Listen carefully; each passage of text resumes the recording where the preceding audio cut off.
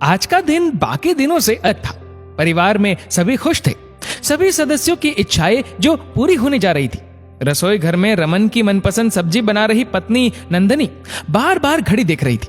कितने समय बाद उसके गहने सुनार के यहाँ से घर वापस आने वाले थे। आर्थिक तंगी में सुनार के पास गिरवी रखे जेवरों के लिए इस बार नंदनी अड़ गई थी। उसे वे जेवर इस महीने हर कीमत पर चाहिए थे। रमन स्वयं भी मना करते करते थक गए थे। सो इस माह की सैलरी में से सुनार का अब तक का ब्याज जमा कर गृहलक्ष्मी के गहने घर लाने का वचन रमन अपनी पत्नी को दे चुके थे। दोनों बच्चे अंशिका और अंश भी दरवाजे पर टकटकी लगाए अपने पिता की प्रतीक्षा कर रहे थे। रमन बेटी अंशिका को हर माह अपनी तनख्वाह में से कुछ राशि देते थे। ये राशि अंशिका अपने लैपटॉप के लिए जमा कर रही थी। यदि आज रमन उसे आखिरी किश्त दे तो लैपटॉप लेने की समुचित राशि का प्रबंध हो जाएगा। अंश इस आस में था कि आज उसके पिता कॉलेज की वार्षिक परीक्षा शुल्क की व्यवस्था कर देंगे। बूढ़े माता पिता हमेशा की तरह आज भी निश्चिंत थे।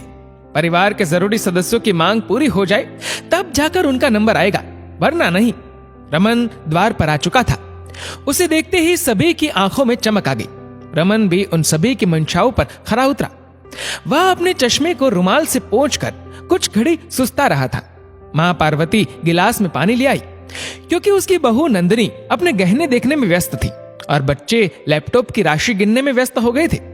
सम्मुख खड़ी अपनी मां को देखकर रमन कुछ चिंतित हो गए। सबके लिए हर महीने कुछ न कुछ अवश्य आता था, किंतु माँ बाप के इच्छुक होते हुए भी रमन अपनी प्राथमिकताओं में दोनों की इच्छाएं सम्मिलित नहीं कर पाया। अपने माँ के हाथों से पानी का गिलास रमन ने ले लिया।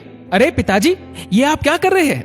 मैं खुद से अपने जूते निकाल लूंगा, मुझे पाप का भागी मत बनाइए। रमन अपने पिता गंगाराम जी से बोले। गंगाराम जी अपने बेटे रमन के पैरों से जूते निकाल रहे थे।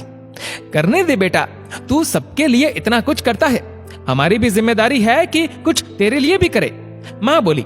वह अपने आंचल से रमन का पसीने से सना माथा पोंछ रही थी। पिताजी, मुझे माफ कर दीजिए, आपका चश्मा इस महीने भी नहीं बन पाएगा। रमन ने अपनी विवशता बताई। कोई बात नहीं बेटा, तू मेरे चश्मे की चिंता मत कर, गंगाराम जी बोले। और माँ, आपकी तीर्थ यात्रा लगता है इस महीने भी नहीं हो पाएगी, रमन बोला। उसकी आंखें भी अब भीग चुकी थी। अरे तू हमारी चिंता छोड़, अपनी चिंता कर, देख तेरे जूते कितने खराब हो चुके हैं, पार्वती बोली। नहीं माँ, अभी तो ये कुछ महीने और चलेंगे, रमन बोला। नहीं बेटा, तुझे डायबिटीज है, पैरों की सुरक्षा आवश्यक है। देख तेरे पिताजी तेरे लिए क्या लेकर आए हैं, माँ बोली। रमन आश्चर्य से गंगाराम जी की ओर देख रहा था। गहने तिजोरी में सही सलामत रखकर ही नंदिनी को चैन आया।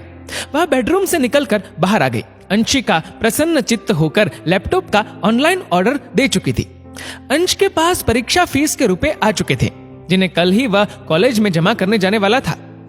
गंगाराम जी ने हाथों का पैकेट रमन की ओर सरका दिया। रमन के साथ परिवार के सभी सदस्य देखना चाहते थे कि आखिर उस डब्बे नुमा पैकेट में है क्या। ये क्या पिताजी, जूते? रमन चौंका।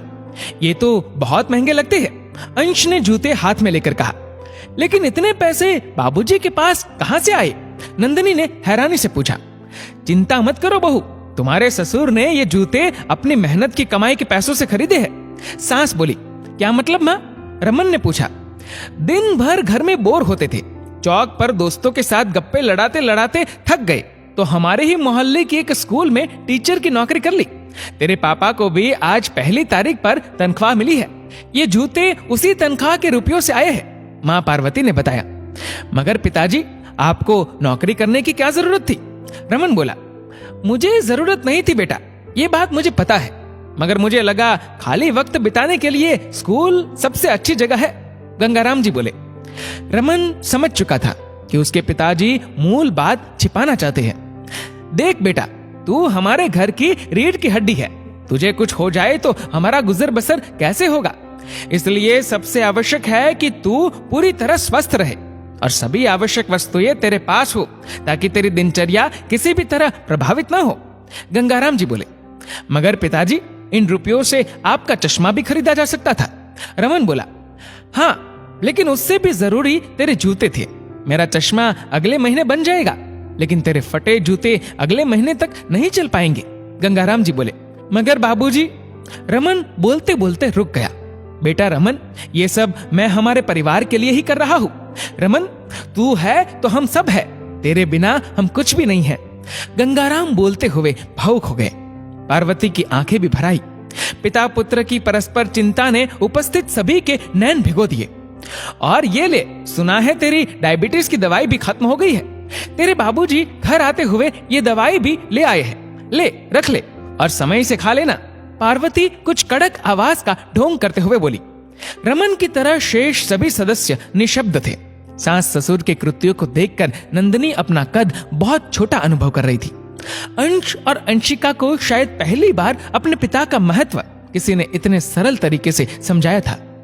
दोस्तों, जीवन में पिता का महत्व अपने हाथ के अंगूठे के जैसा है, जो परिवार में सबको बांध कर रखता है। जैसे एक मुट्ठी बनाने में अंगुलियों को अंगूठा अपने पीछे कर सामने से मजबूती देता है। दोस्तों, इस वीडियो को लेकर आपकी क्या राय है, नीचे कमेंट करके जरूर बताएगा। और अगर आपको वीडियो अच्छा लगा हो तो वीडियो को लाइक करेगा, शेयर करेगा ज्यादा से ज्यादा लोगों तक। और ऐसे ही और भी इंस्पिरेशनल वीडियोस के लिए सब्सक्राइब करें हमारे यूट्यूब चैनल को और फेसबुक पर फॉलो करें हमारे पेज को। धन्यवाद।